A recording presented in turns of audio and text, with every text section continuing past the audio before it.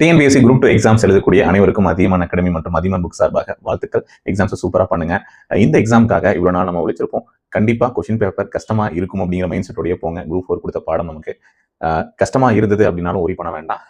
உங்களுக்கு தெரிந்த கேள்விகள் இருக்கும், அதை தப்பு இல்லாமல் ஆன்சர் பண்ண முடியுதா அப்படிங்கிறத நீங்கள் வந்து செக் பண்ணிக்கணும். டைம் மேனேஜ்மெண்ட் நல்லா பண்ணுங்க. தமிழுக்கு அதிக நேரம் போகுது அப்படின்றத விட ஜிஎஸ்க்கு அதிக நேரம் போகுது, மேக்ஸ்க்கு டைம் ஒதுக்க முடியல அப்படின்னு இல்லை. எல்லாத்துக்கும் ஈக்குவலான டைம் ஸ்பெண்ட் பண்ணுங்க. ஒரு சிம்பிளான அட்வைஸ் என்ன அப்படின்னா, மேக்ஸை கடைசி நேரத்தில் அட்டன் பண்ணாதீங்க. ஏன்னா மற்ற கேள்விகளோடு படித்து ஏதாச்சும் ஒன்று மார்க் பண்ண முடியும். பட் மேக்ஸ் வந்து கடைசி ஒரு ½ hour தான் இருக்குது சார், தமிழுக்கு டைம் எடுத்துருச்சு, மேக்ஸுக்கு ஜிஎஸ்க்கு டைம் எடுத்துருச்சு, கேள்விகள்லாம் பெருசாக இருக்கு பண்ண முடியல அப்படிங்கிறத விட கண்டிப்பாக மேக்ஸில் 20+ வந்து போட முடியும். ஸோ அங்கே போயிட்டு தெரிஞ்ச கேள்விகளை மிஸ் பண்ணிட்டு ஏதோ ஒன்று மார்க் பண்ணிட்டு வர மாதிரி பண்ண வேண்டாம். அதே தமிழோ ஜிஎஸ் வந்தால் கூட படித்து பார்த்து உடனடியாக ஏதாவது ஒரு ஆன்சர் நம்மளால் மார்க் பண்ண முடியும். ஓகேங்களா? ஸோ அதை கொஞ்சம் ஏற்கனவே இந்த மாதிரி ப்ராக்டிஸ் பண்ணியிருப்பீங்க. ஸோ அது கொஞ்சம் மைண்டில் வச்சு பண்ணுங்கள். ஓகேங்களா? சூப்பராக பண்ணுங்கள். தெரியல, ஒரு கேள்வி தெரியல அப்படின்னா தயவு செஞ்சு அதில் ரொம்ப நேரம் ஸ்பெண்ட் பண்ண வேண்டாம். இமீடியட்டாக ஸ்கிப் பண்ணிடுங்க. நெக்ஸ்ட் கொஸ்டினுக்கு போயிடுங்க.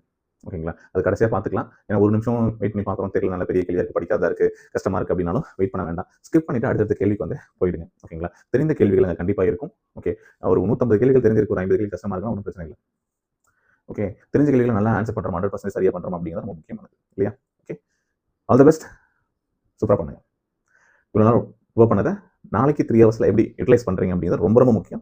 உங்கள் சைட்லேருந்து அது மட்டும் ப்ராப்பராக பண்ணுங்கள். கண்டிப்பாக உங்களுக்கான உழைப்புக்கான பலன் கண்டிப்பாக கிடைக்கும். All the best. தேங்க்யூ.